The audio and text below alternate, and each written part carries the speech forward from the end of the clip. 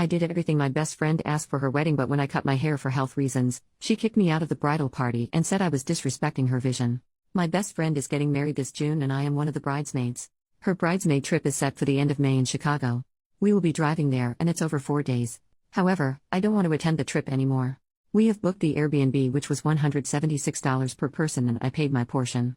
Her demands from us for a wedding have gotten out of hand. Her wedding is over 3 days and we have 3 different bridesmaids' dresses which have cost me $700 and it cost $200 to get them altered. Makeup for the weekend is $225 per person and I haven't even gotten my shoes or jewelry. Not to mention she is requiring us to have certain hairstyles which would require hair extensions which would cost me at least $200. Financially, this is becoming too much for me. I know I agreed to be her bridesmaid and I will fulfill my duties during the wedding, however going to Chicago and spending all that money is something I am no longer willing or able to do. I won't be asking back my portion of the Airbnb because that was my contribution I made willingly. I have yet to tell her that I won't be going to Chicago, but am I the jerk for not going? Up until now I have attended and participated in every way as a bridesmaid and been there when she needs me, but the trip is too much. OP makes a new post, 4 months later. Am I wrong for taking my friend to court after she kicked me out of the bridal party for cutting my hair? For my friend's 3-day wedding, I had to buy 3 different dresses, including alterations, and specific shoes which totaled over $700. She also wanted specific hairstyles for each day. Unfortunately, starting in March my hair started to deteriorate. Due to health reasons my hair was falling out in chunks, and in May I made the difficult decision to cut my hair. I told the bride about my decision 2 weeks before the wedding and she didn't say anything bad. The following week, she came over to my house and when she was about to leave, she brought up that she was concerned about my haircut and I told her it would look good even though I wouldn't be in uniform with the other bridesmaids. The following day I received this message. After our recent conversations, I'd like to remind you of my boundaries. I've been very accommodating and graceful, but I can't allow you to disrespect me. As you know, my wedding has been something I've dreamt of for many years. Husband, and I have invested a lot of money into the video and photos of this day, and as we reflect on this day and the further we want to see our vision reflected in the memories. Since I asked each of you to be bridesmaids in 2019, I've been very clearly and very communicative in my request. The timing of your decision to cut your hair and not income in advance is very upsetting to me. I would have felt respected if you had communicated with me more than a week prior to the wedding, so we could have worked together to find a collaborative solution. Your inconsistencies have concerned me, and while I sympathize with your health concerns, I'm not willing to compromise my vision to accommodate you or anyone else, when you have informed me in advance and we could have found a better solution. Since this is something you can no longer fully commit to, I need you to please step down from participating in my wedding. This was 3 days before the wedding. I immediately sent her and her husband an invoice asking them to reimburse me for the dresses and shoes. Keeping in mind that one of the dresses is still in her possession even though I paid for it. Neither of them replied, and so I decided to take it to court.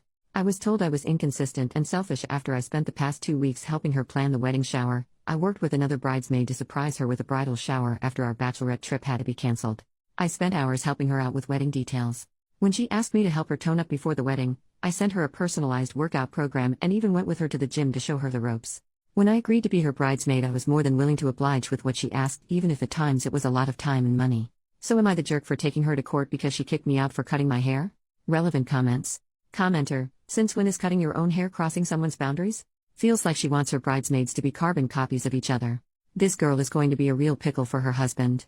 Gonna suck to be him. Good luck on the lawsuit. Make sure you add up everything you've spent towards this wedding.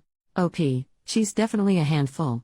As much as I would love to ask for all the money back, which comes up to almost $2,000, I decided to just ask for the money spent on dresses, dress alterations and shoes because I can't use them for anything, they aren't my style, and selling them will be hard because they've been altered to my body.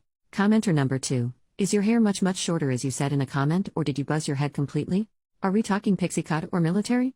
Either way, I don't think you're the jerk, but I understand your friend not wanting a literally bald bridesmaid. It's extremely materialistic of her to appreciate looks over your feelings, but if that is who she is, then don't be surprised if she doesn't want a single bald head standing out in her wedding photos. She doesn't care about you. OP, nope, I'm not bald. It's more of a tapered cut. For info, I am black and have coarse hair. Update: 1 year later, this has been a long time coming. I've had a lot of people reach out to me asking what the results of the case have been. Unfortunately, I could no longer post comments on my previous post as well. I figured I would wait until everything was done to update everyone all at once. In December 2021, I got the notification that a court date had been set for February 7, 2022. It would be virtual, and since it's small claims, we would represent ourselves. I began gathering my evidence and created a virtual file which I shared with the court and her 7 days before the hearing. On the day, she did show up. We were given the chance to settle, but that was unsuccessful. When we returned to the hearing, I found out she also had made a virtual file with her evidence but never shared it with me. The court then made her share it, and what a surprise I had. She had copied my entire format for presenting evidence. Keep in mind that this is a format I created. She didn't even have the decency, or brain cells, to make something up herself. The hearing proceeded and we were both given a chance to share our side. I won't go into the details of it, but it took probably 10 to 15 minutes. In my state they do not give you the verdict right away, and it can take up to 90 days. And so, I waited, and waited, and waited. Then yesterday, May 5th, almost 90 days after, I got a verdict. I won. She has been ordered to pay me the total of $808.94 for the dresses and shoes.